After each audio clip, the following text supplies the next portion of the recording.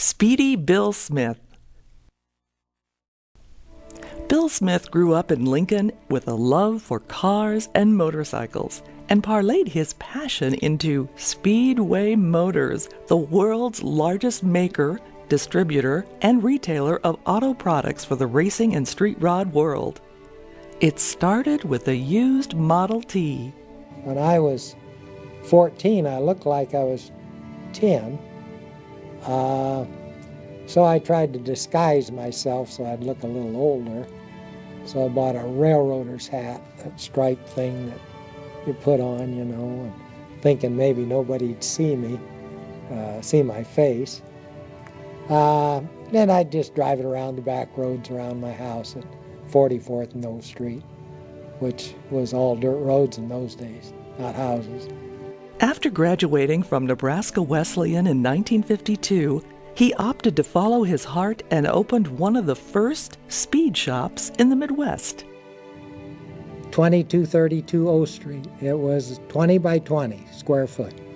That's about the same size as my office is today. Pretty small operation, one-man band, you might say. He and his wife, Joyce, had some lean years in the beginning, and Bill supplemented his income by racing, a love he stayed with until 1980. I actually made more money racing than I did in my business. And today people have to have a large business to take their passion of racing and do that. So it's flip-flopped considerably. The racing winnings helped finance growth of the business and also helped determine Bill's and his family's success in building Speedway Motors into a worldwide leader, meeting the needs of automotive and auto memorabilia enthusiasts. I love to win a game at the game I'm playing, so that's why I made a good racer in my ventures in car racing, is because second was the first loser. He soon realized he would need to expand his customer base to meet the needs of hot rodders and racers throughout the country. I always used purple as a color for the company and for my race cars, because as a kid I saw old King Cole in a purple fancy coat, and I figured if he was the king, purple would be the color for me.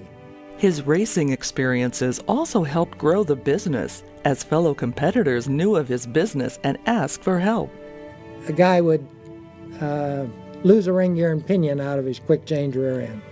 And he'd say, "Bill, when you get back home Monday, put one of those on the bus for me."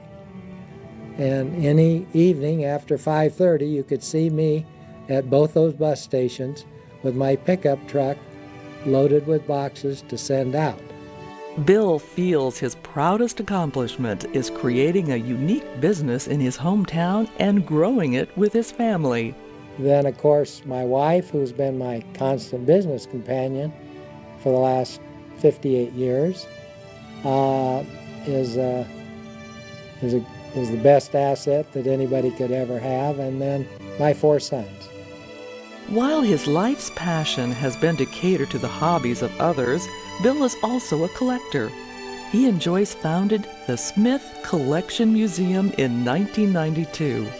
It contains more than 8,000 tin toy racers, more than 1,000 pedal cars, 400 antique and exotic engines, and over 75 race and special interest cars with extensive history. It's Bill's dream come true.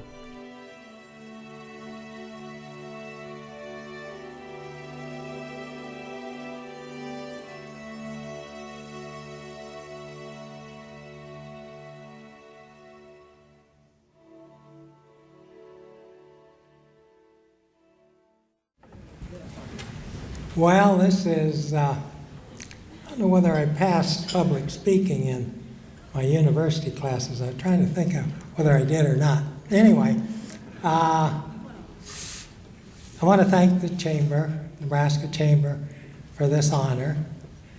Very, very humbling to be standing here amongst all of these other great, great people I can see the passion that they've all had.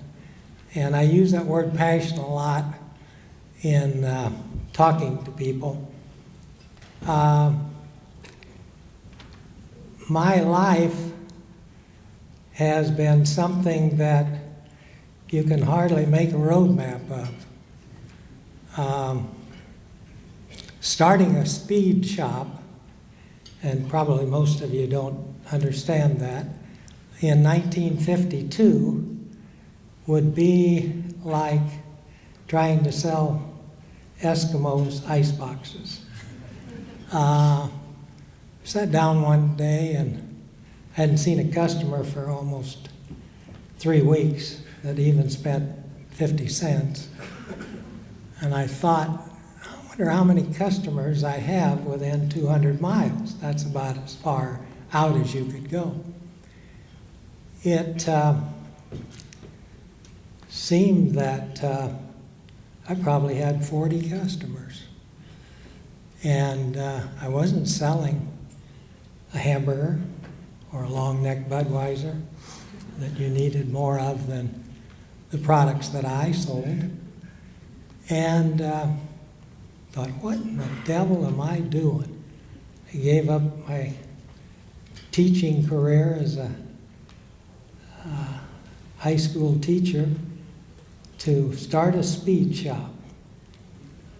And failure was always my dreaded, if I failed at anything, I don't think I could have faced the world.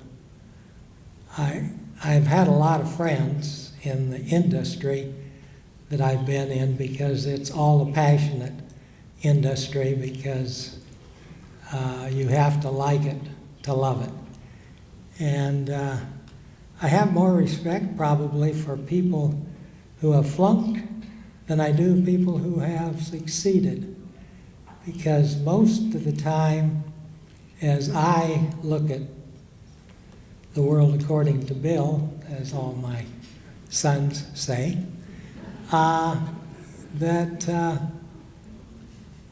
even though you have a high intelligence level, or that you are lucky, all of those things usually out-trick you for some reason. That seems to be the part of human nature that a lot of us can't control.